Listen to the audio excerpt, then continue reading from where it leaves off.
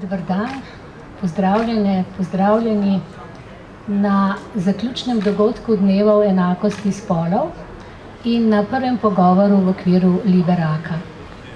Dnevi enakosti spolov so letos organizirani že tretjič in podajajo roko Liberaku, ki je letos organiziran že 14. Tako da na prvem pogovoru bomo danes gostili gospoda ministra Simona Valjevca, ampak o njem nekoliko kasneje, najprej nekaj besed o teh dveh dogodkih. Dnevi enakosti spolov so torej že organizirani letos tretjič in na teh dogodkih se ukvarjamo s tematikami povezanimi z enakostjo spolov in s tematikami, ki jim študentke in študenti, profesorice in profesori posvečajo raziskovalno, publicistično, aktivistično pozornost. Na okroglih mizah, pogovorih, ob izidu knjig, predavanjih, delavnicah sodelujejo tudi predstavniki in predstavnice skupin iz drugih okolij v Sloveniji, civilne družbe, javne uprave, politike, kulture, pa tudi iz tujine. Vedno jih začenjamo 8. marca in zaključujemo sredi meseca maja. O Liberaku se je danes že veliko povedalo, letošnji naslov Liberaka pa je Brez dlake na jeziku in upam, da bova midva tudi temu sledila. Na zadnjem dogodku DESA, torej in prvem dogodku Liberaka, se bomo pogovarjali z ministrom za solidarno prihodnost Simonom Maljevcem in zato mi dovolite, da ga najprej na kratko predstavim. Simon Maljevec je leta 2012 diplomiral na Fakulteti za družbene vede Univerze v Ljubljani in si pridobil naslov diplomirani sociolog, o tem nekoliko kasneje. V času študija in pozneje je opravljal različna prostovoljna in honorarna dela, med drugim tudi v društvu Kulturno-informacijsko in svetovalno središče Legebitra, ki pa ga je v letih 2007 do 2017 tudi vodil. V času njegovega vodenja je društvo preraslo v največjo nevladno organizacijo LGBT skupnosti v Sloveniji. V Legebitri je naš gost vodil številne nacionalne in mednarodne projekte. Pri raziskovalnih, preventivnih in aktivističnih projektih je sodeloval tudi z Ministrstvom za zdravje Republike Slovenije, Mirovnim inštitutom ter Ministrstvom za delo, družino, socialne zadeve in enake možnosti. V tem obdobju je bil tudi odgovorni urednik revije Narobe.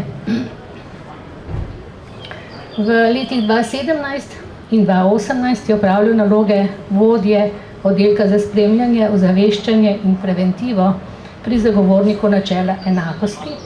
Od leta 2018 pa je bil nekaj let generalni sekretar Levice.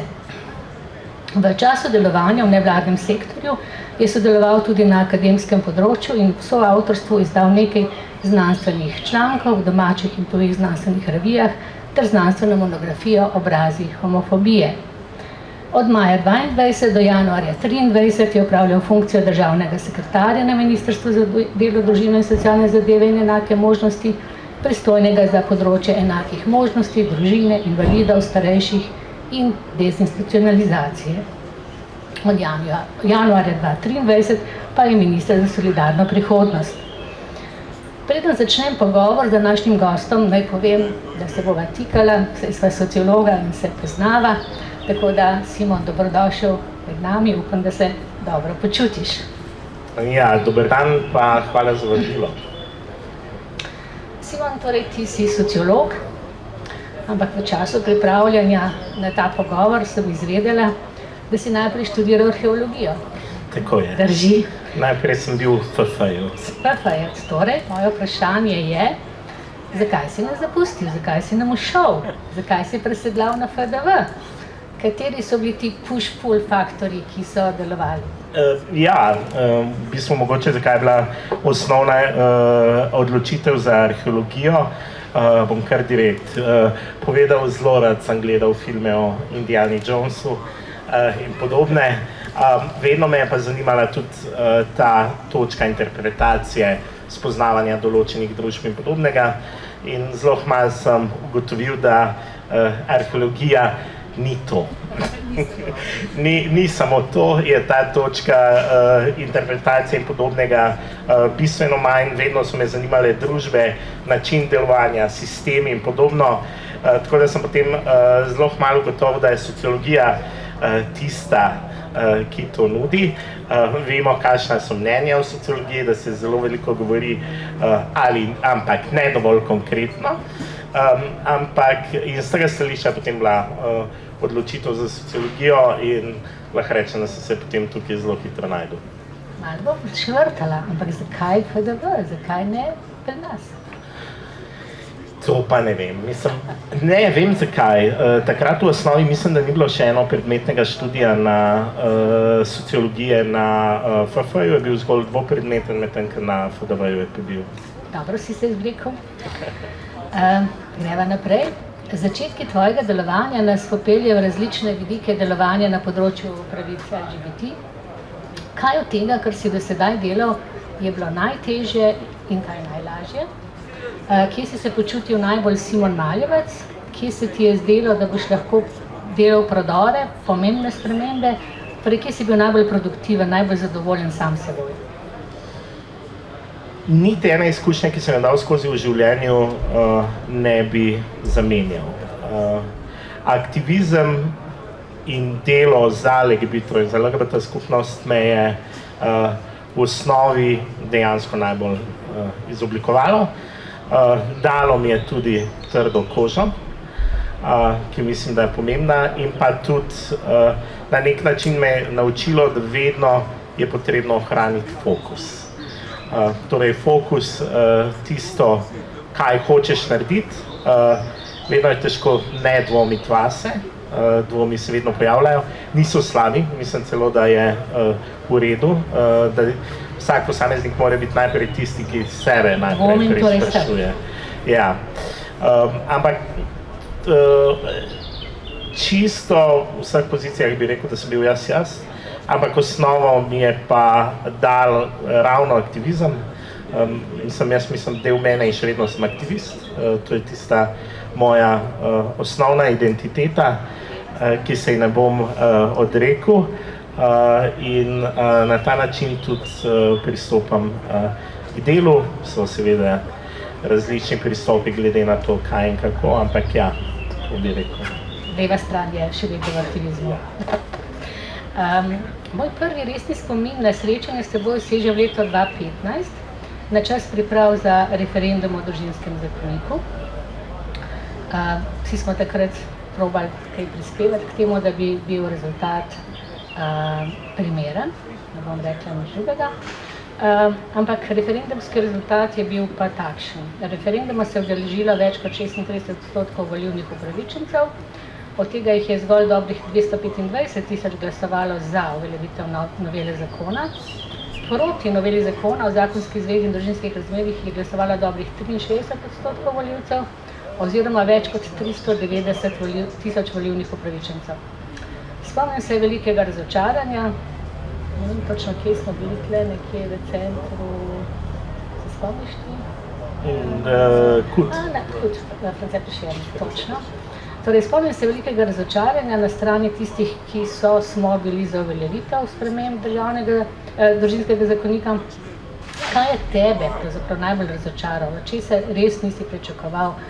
In nekaj časa smo bili vsi potrti, potem je pa nastala neka refleksija pri vsakem od nas. Kakšna je bila pravzaprav tvoja? Jaz bi mogoče vseeno naredil en korak nazaj, ker se mi zdi, da je dobro. Vedno, ko govorimo o tej temi, se mi zdi fajn pogledati. Moj prvi stik z zakonodajo na področju urejanja istospolnih parov seže že v letu 2005. Takrat sem bil kot aktivist prvič na paradi ponosa Fičo. Takrat sem se registriral skupaj z Jugotom, drugim avtom. To je bila protestna akcija, tako da že z tistega točke smo aktivno delali na tem področju. Moj prvi referendum je bil leta 2012, ki je deloma urejal to področje, tudi tisti neuspešen, in potem leta 2015. Rezultat je bil takšen, kot je, mislim, da je realen. tisti trenutek. Naučili smo se marsikaj, kako delati kampanje, ampak vseeno imam pa težke in tudi sladke spomine na tisto obdobje.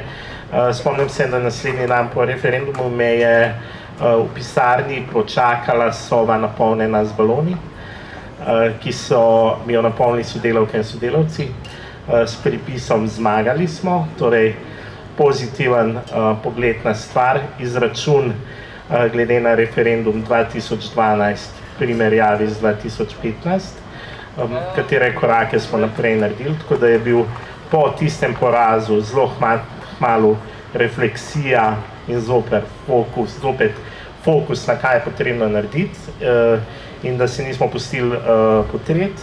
Na podlagi tega smo aktivno delali naprej in po slučaju se je ravno lansko leto zgodilo, da sem zakonodajo na tem področju zagovarjal kot državni sekretar, ki je pripeljalo enakost, polno enakost. Tako da na nek način 20 let dela s fokusom, težkimi trenutki, ampak mislim, da so me točno ti trenutki zelo izoblikovali kot osebo.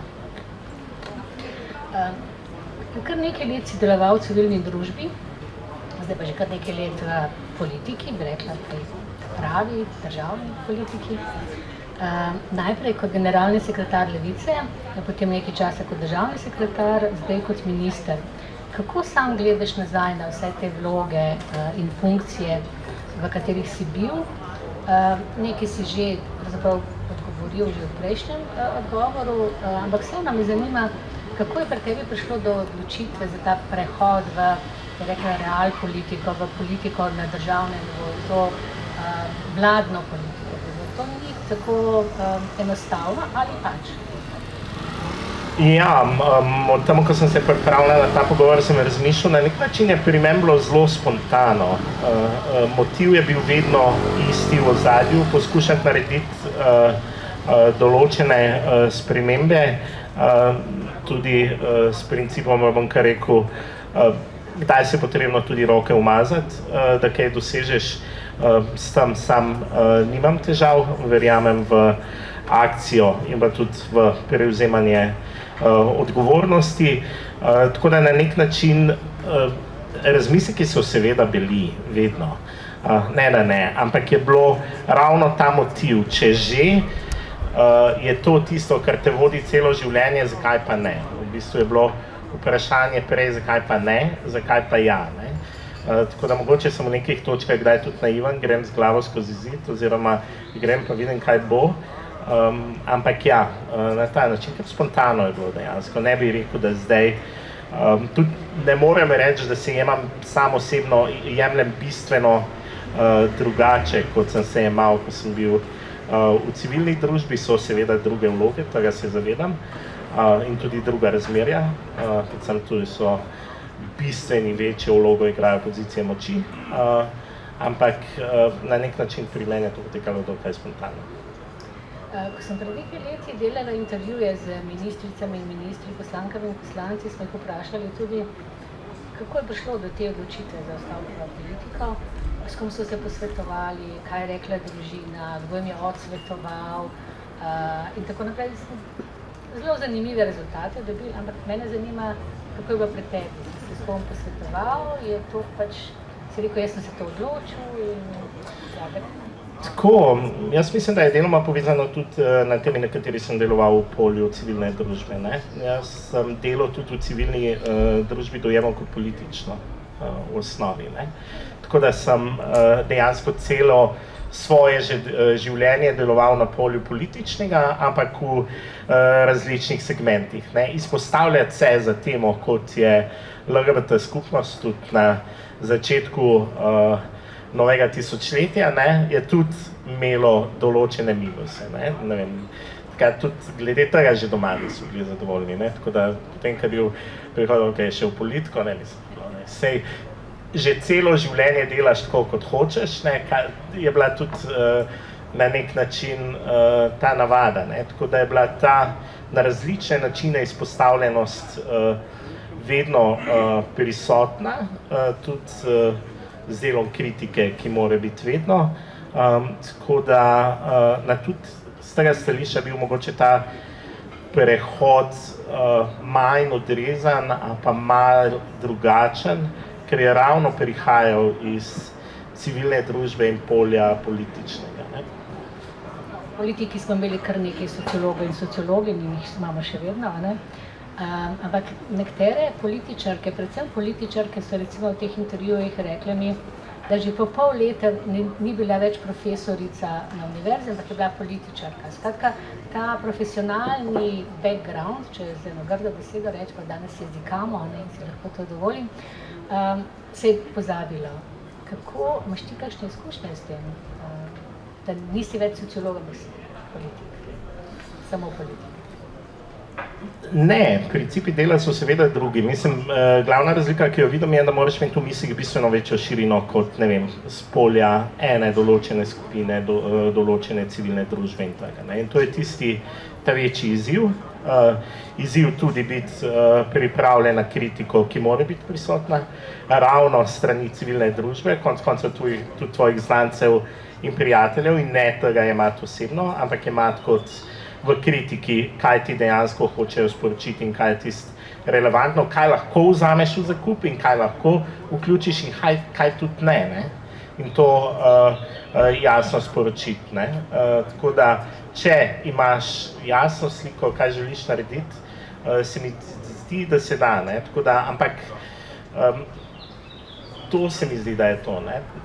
Se zavedati, da si na drugačen način izpostavljen in je vsaka kritika na mestu dobrodošla oziroma nujna dobesedno. Če hočemo, da sistem deluje, mora biti prisotna kritika. Svojo vlogo pa dojemam, da znam prevesti to kritiko v smiselne ukrepe, ker je smiselno, in potiskati naprej z vizijo, ki jo imamo sami, ki je usklajena z vlado in podobno. Tako da že sam sem si, če sem tudi oseben zelo na začetku, ko sem šel to zgodbo, dal zavezo sam sebi, da ne bom nikoli bral komentarjev po članki, ki se tičejo mene ali tem, ki jih pokrivamo in jih ne. In mislim, da je to ena točka, ki meni osebno bila. Jih berejo tvoji svetovalci? To pa ne vem. Treba vprašati. Okay.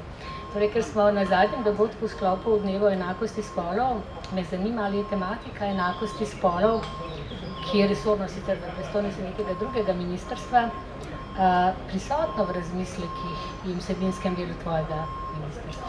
Ja, zagotovo. Lahko povem, da sem celo kot že minister za solidarno prihodnost imel eno zelo dobro izkušnjo, in sicer sem vodil slovensko delegacijo Združenih narodov za zagovor CEDAW poročila, ki se nanaša na enakost spolov.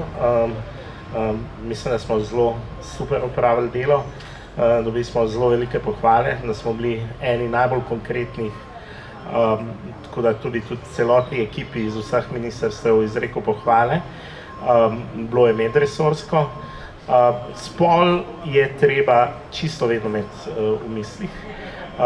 Ga imamo pri ukrepih, ki ga imamo, vedno se pogovarjamo o tem, to je pač horizontalna tema, ki mora biti prisotna. Še dodatno vprašanje, kaj pa na ministrstvu, v kabinetu, je spolno uravnotežena sestava, ali je bolj se ne giba Je, kar se tiče v kabinetu je. Imam sicer 2 državna sekretarja, to je res, ampak kabinet kot celota je pa spolno uravnotežen. Jaz bi raje imela eno, ampak dobro, to je tvoje izbira. Dobro, v drugem delu pogovora se bova premaknila bolj neposredno na izbrane tematike delovanja tvojega ministrstva in bi začela z dolgotrajno oskrbo. Torej, to je eno od področij, ki, če takole malo pogledam, nas najverjetneje vse kar zanima, še kaj več se nas dotika. 12. maja si napovedal, da bo poudarek novega koncepta na oskrbi v skupnosti. Dejal si, citiram, prihodnost storitev dolgotrajne oskrbe je zunaj zidov ustanov. Rekel si tudi, da boste spodbujali uvedbo storitev pomoči na domu, torej storitve, ki omogočajo uporabnicam in uporabnikom čim daljše bivanje v domačem in znanem okolju.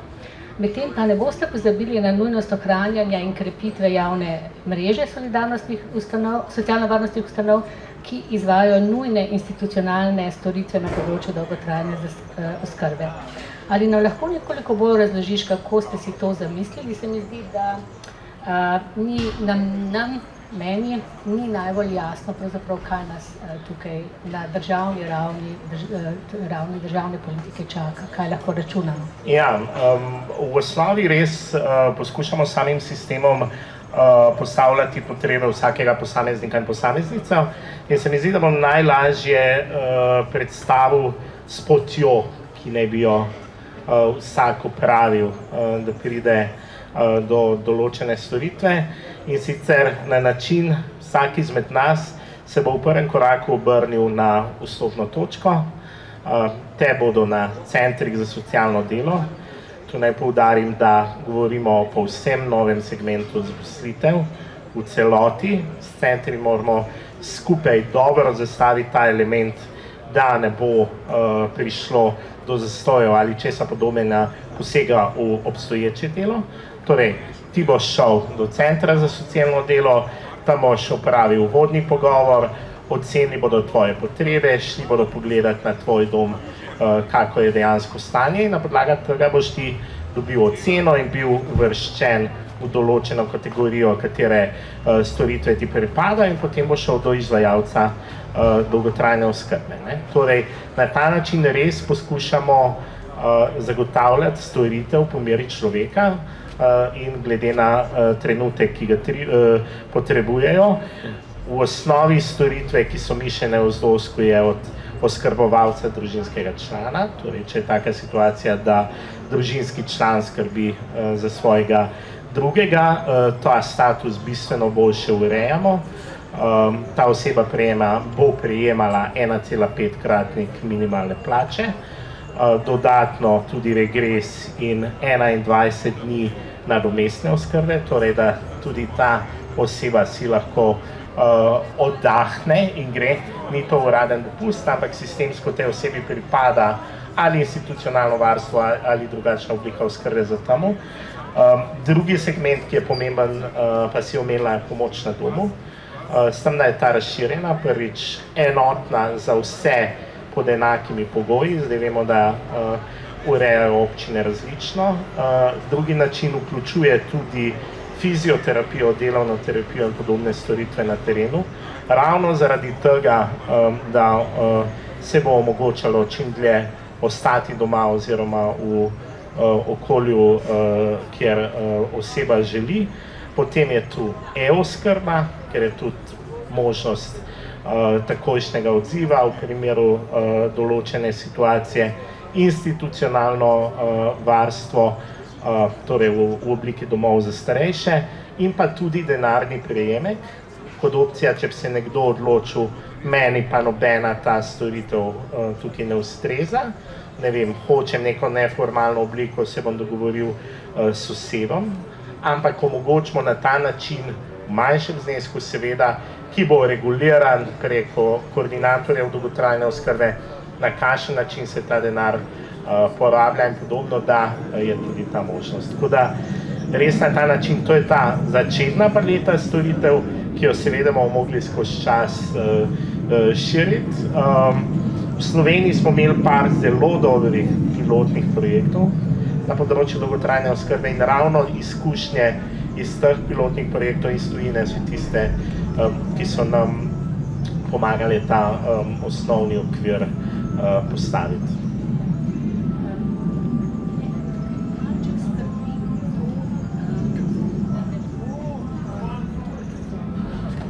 Se preveč raznela.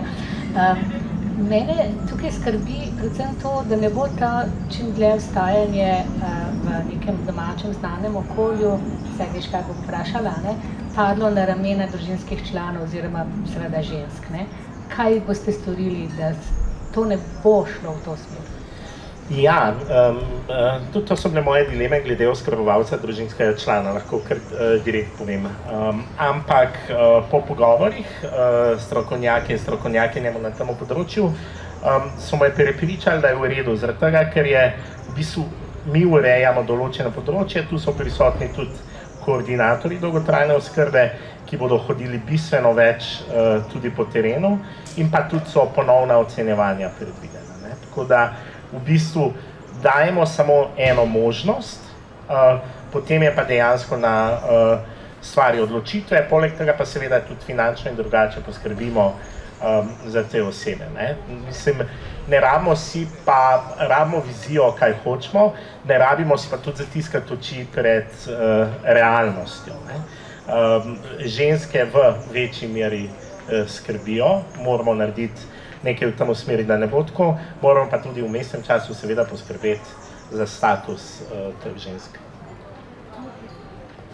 To potegne za seboj seveda finančne konsekvence, potegne za seboj kadre, ki spet finančne konsekvence. Kje ste z medresorskim usklajevanjem v zvezi s tem? Se pogovarjamo, jasna usmeritev je in nas in Ministrstva za finance, da želimo istočasno z zakonom zapreti tudi sistemsko financiranje dolgotrajne oskrbe. Mislim, da je to tudi nujno, tako da v tej smeri delamo. Imamo trenutno na mizi par različnih modelov, ki jih še diskutiramo, ampak bomo kmalu prišli v razpravo tudi sem. Me veseli. Če se premaknemo na drugo področje delovanja tvojega ministrstva, to je stanovanjska politika. Spet bom te citirala, februarja letos si dejal, letos gradnjo približno 1000 stanovanj. V celotni prvi fazi do leta 2026 pa je možno zgraditi okrog 5000 stanovanj in sicer tudi s podporo iz proračunskih in javnih virov. Sliši se zelo optimistično. A lahko nekoliko bolj pojasniš, kako ste to načrtovali, kaj je za prvo leto mogoče že zagotovljenega, verjetno že kaj gradite, skratka malo optimizma, če nam uliješ. V bistvu je bilo že nekaj otvoritev v letošnjem letu. V Celju, prejšnji teden, Dolgi most, Maribor, tako da določena stanovanja najemna so že z neprofitno najemnino že dostopna. Številke, ki jih komuniciramo, lahko zvenijo optimistično, ampak to je tudi naš cilj. Številka, ki jo govorimo do leta 2026 je 5000 stanovanj na podlagi možnih projektov, če je zagotovljeno financiranje, glede na popis Republiškega stanovanjskega sklada. V zadnjih mesecih pa smo naredili krog do čisto vseh stanovanjskih skladov, ki so trenutno v Sloveniji in ravno prihodnji ponedeljek imamo en skupni sestanek oziroma dogodek z vsemi stanovanjskimi skladi, kjer bomo začrtali pot naprej. Tako da vsi projekti, ki se lahko izvajajo, se trenutno izvajajo in razvijajo tudi novi. Tako da smo dejansko v skladu s časovnico, kar me pa še bolj veseli, da smo samo v letošnjem letu z rebalansom, zdaj bo za celotno področje stanovanjske politike zagotovljeno 90 milijonov evrov, za gradnjo stanovanj skupaj sredstvi iz načrta za okrevanje in odpornost pa 75 milijonov. To je več kot bilo kdaj, tako da se pospešeno dela naprej in na ta način bomo nadaljevali tudi v prihodnjih letih. Poseben del te problematike so stanovanja za mlade, poročene, neporočene, samske. Kako priti do prvega stanovanja je, se mi zdi, najtežji problem te mlade generacije.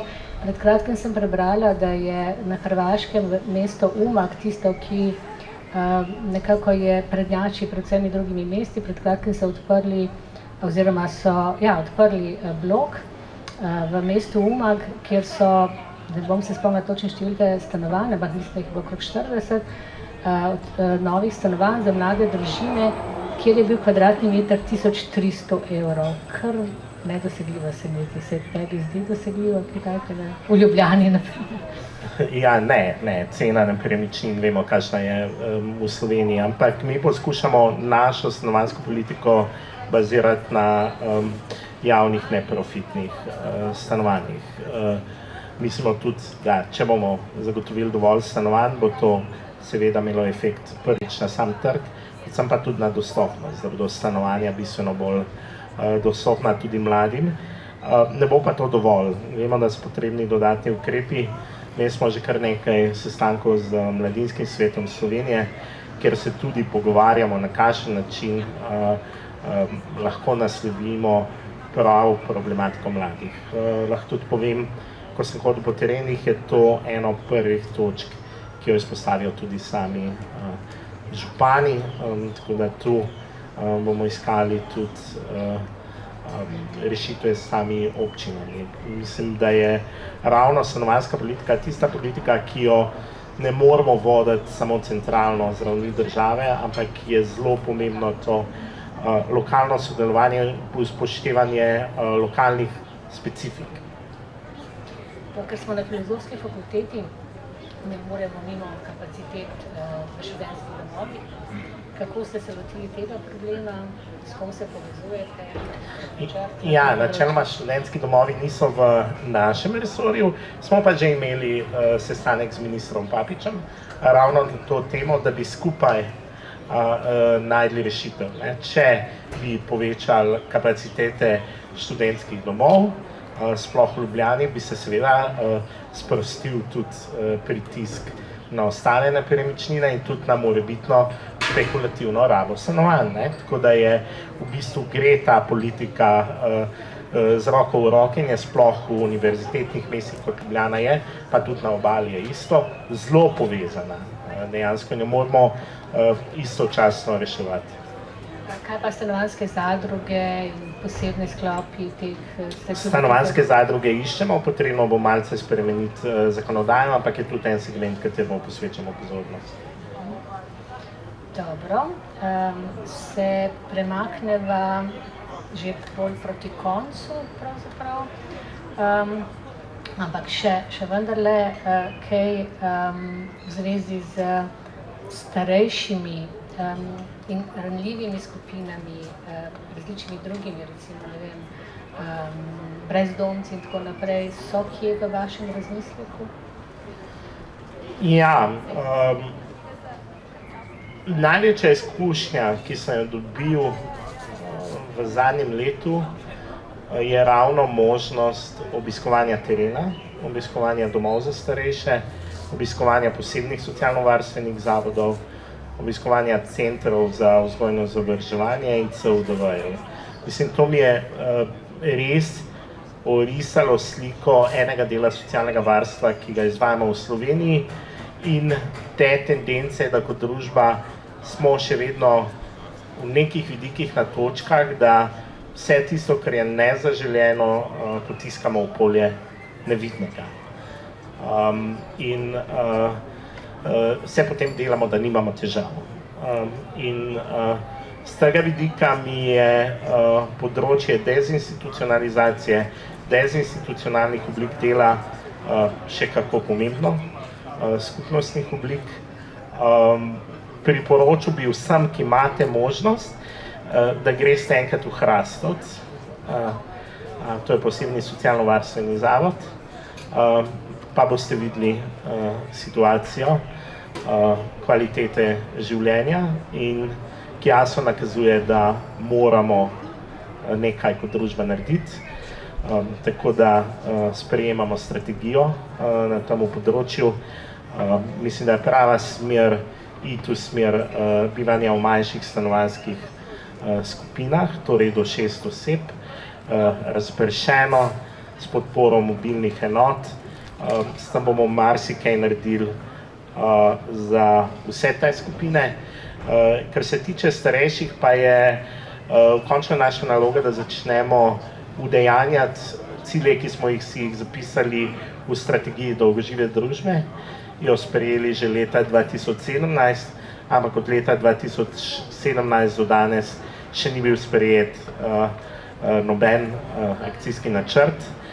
Veseli me, da bomo kmalu na našem ministrstvu ustanovili prav sektor za dolgoživo družbo, ker se mi zdi nujno, da tudi te mehke vsebine, kar se tiče starejših, postavimo v ospredje.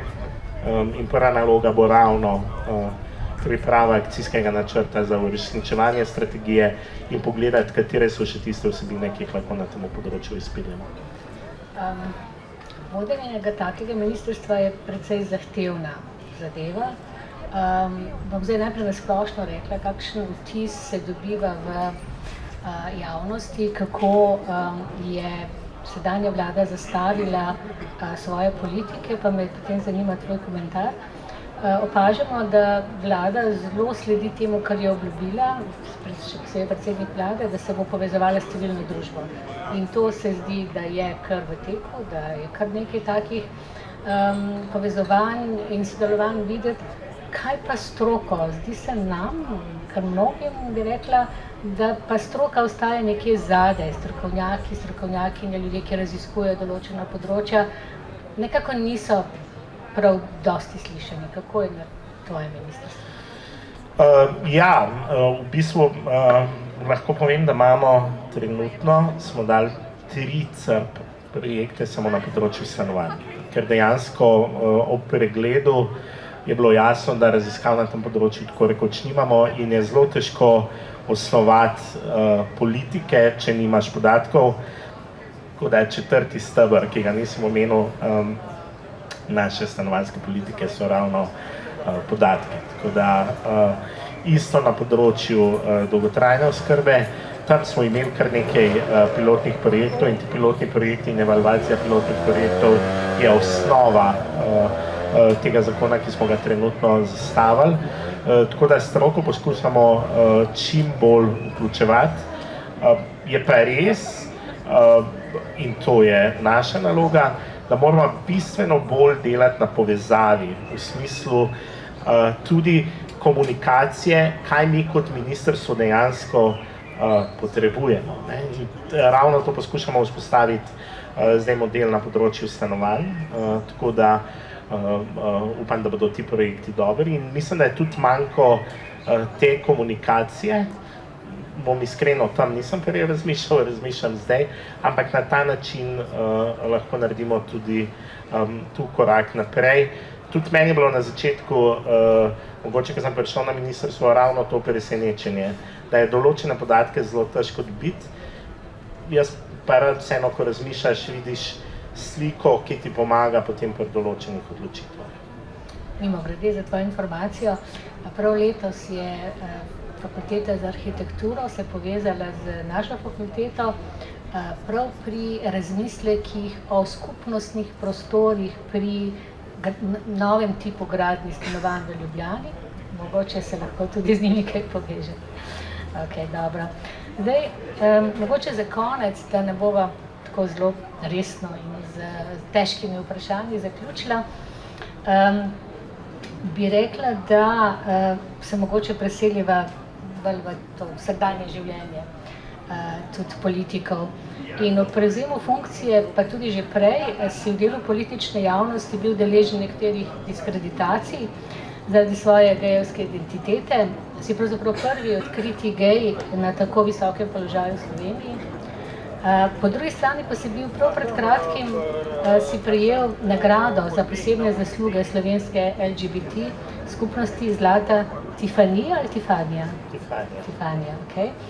Ki jih Akademija Tiffany, to pa je Tifanija, namenja posameznikom, posameznicam in dogodkom, ki so v preteklem letu na različnih področjih zaznamovali ali vidno prispevali k življenju LGBT skupnosti pri nas. Ob tej priložnosti si dejal, da si, citiram, v tej bitki, kot si ti imenoval, aktiven več kot 20 let in nikakor ne sam, ter da je nagrada priznanje in spodbuda vsem, ki si aktivno prizadevajo za enakopravnost.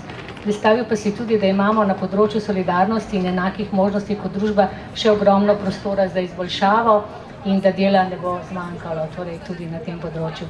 Kako pravzaprav gledaš na vsakega od teh dveh koncev kontinuuma dogajanj, kar je bilo vmes in tega upam, da je tudi veliko, pač se ne moreva vsega dotakniti, ampak kaj tebi pomenijo take stvari? Tako ta negativno odziv na dela javnosti kot te pohvale. S tem se vsaj nekterih hranimo, ne, s pohvalami. Ja, negativni odziv sem pričakoval, tako da to ni bilo neko presenečenje, ampak kakor sem uvodoma rekel, če ne bi bilo tega segmenta aktivizma, LGBT aktivizma ne bi bil to, kar sem jaz danes in ne bi delal stvari, ki jih počnem danes. To je integralni del ne samo moje osebne identitete, ampak tudi mojega poklicnega življenja in to, kdo sem in na kakšen način delam. Tako da z tega stališča sem na ta del najbolj ponosen na nek način, ker to je tisti srž, kar sem, če zaključva s tem,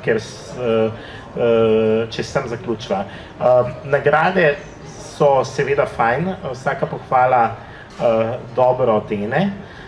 Tega ne bom zanikal, bi pa še enkrat poudaril, da smo prišli do te točke, ker smo, da imamo končno enakost, kar se tiče sklepanja zakonskih zvez, je delo neštetih, delo celotne skupnosti, padalo je po številnih hrbtih, zaradi tega ni pa še konec. Novo polje transspolnosti, urejanja pravic transspolnih oseb, tudi na tem segmentu, in tega tudi ne smemo pozabiti. Življenje političarke je pestro, je zanimivo, odtehta, če pridejo rezultati, je pa tudi naporno.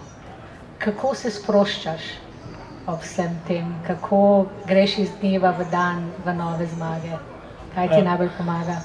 Sproščam se s svojimi psi, pa ja, tudi življenjske izkušnje so me naučile, da ni nobene stvari tako hude, da ne bi mogel zvečer zaspati. Mislim, osnovno vodilo je ono, dokler si iskren sam do sebe in ok, sam sabo, ni težav, bodo pa vedno znani dejavniki. Prav, hvala lepa. Danes je tudi lep dan, tako da upam, da boš imel kaj časa se sprehoditi tudi s psi. Tako da hvala lepa za ta pogovor, oziroma se opravičujem, ne smem ga še zaključiti. A so kakšno vprašanje iz publike?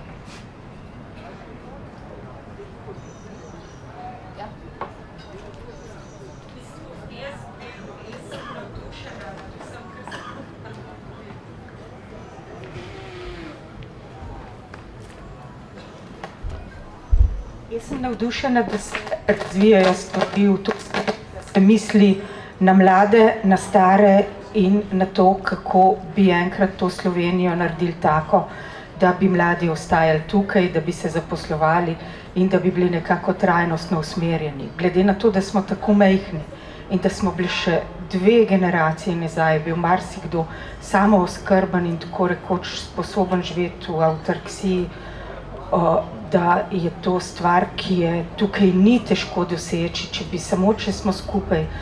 Jaz vam pa v bistvu me pa zanima tole. V bistvu ste v neoliberalni vladi, ne, na nek način. Ali se čutijo tudi pritiski, tako kot recimo na visoko šolstvo, pa še na marsikoga? Pritiski se vedno čutijo, ampak pritiski se čutijo iz vseh strani. Tle mislim, da je tudi ena pomembna točka, ki pa sem jo opravil sam sabo, preden vstopiš v politiko, je, da se zavedaš, da čar politike je delati v polju možnega. Ampak se zaveda, da še vedno delaš v pravo smer in korake naprej. Sam pritiske ne dojemam nujno kot slabega, mislim, vedno jih provam ločiti od kritike ali mnenja in pogledam, kaj je res tista vsebina in ali je ta vsebina na mestu ali ni, ali se strinjam z njo ali ne, in na podlagi tega potem sprejemamo tudi odločitve. Imamo tak sistem, politični, večstrankarski, jaz sem celo mnenja, da je to mogoče v redu. In tako ja, čar politike je iskati rešitve v polju možnega. Še kakšno vprašanje ali komentar? Vzamem nazaj to, kar sem hotela zaključiti, tako da se upravičujem, kar izvolite. Ja.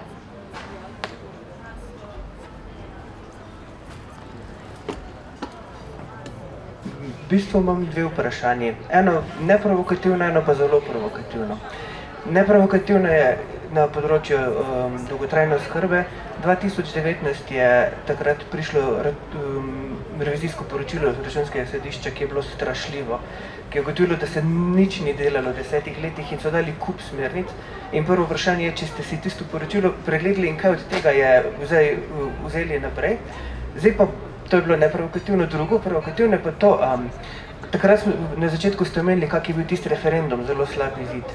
In vi ste rekli, kako se je začela ta parada ponosa. In jaz, ko sem recimo prvih 20 let življenja živel na periferiji, na Koroške, drugih 20 pa v Ljubljani in okolici, sem opazil, da v resnici ta razlika se seveda dela na periferiji, ne tukaj.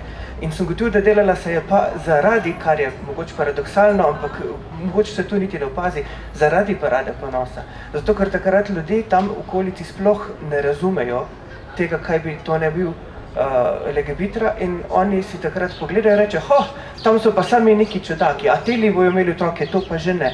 In ne razumejo, ker ne poznajo ljudi, ker se seveda tudi tisti, ko so se ne upajo izpostaviti, da v bistvu govorimo o čisto normalnih ljudeh, kot smo vsi, in da ni nobenih razlik, ki so, ampak takrat so pa poudarjene. In takrat sem jaz gotovil, da je ta, ko se to gledalo po televiziji in sem bil v tej sobi, pa sem gotovil, da tudi modro nekaj sem komentiral, ampak sem gotovil, da bom zelo hitro utišan, sem gotovil, da mogoče je naredila glih kontraučinek, ko je bil želen. Se pravi, to je pa ta provokativno vprašanje. Hvala. Hvala. Prvo vprašanje je ja. Dejansko tisto revizijsko poročilo je bilo alarmantno tudi, kar se tiče investicij v infrastrukturo in podobnega, tako da to je sploh polje, ki me tudi zelo veseli, da intenzivno delamo na gradnji novih domov za starejše in podobnega. Imamo pa tudi situacijo s kadri, ki jo moramo vzporedno reševati. Glede drugega vprašanja, pa tako, jaz mislim pa, da to, če govorim z pozicije sociologa zdaj, ne, smo pa hitro na polju diskurza in kateri diskurs je prisoten, ne. Pejte malo pogledati, katere slike so objavljene in v kakšnem kontekstu s parade ponosa in s kakšnim namenom. Tu se moramo zavedati, da se vedno da vsako stvar jemati ven z konteksta in jo postaviti v drugi kontekst in pripisati sporočilo, katero želiš. Jaz mislim, da so parade ponosa naredile pomemben korak naprej. Dale so pogum LGBT osebam, da so to, kar so, da živijo polno, in to je pripomoglo tudi k aktivizmu. Prej sem govoril o politiki možnega. Politiko možnega ne smemo enačiti s politiko všečnosti. To se mi zdi, da je nujno, in tu govorimo o dveh različnih vidikih.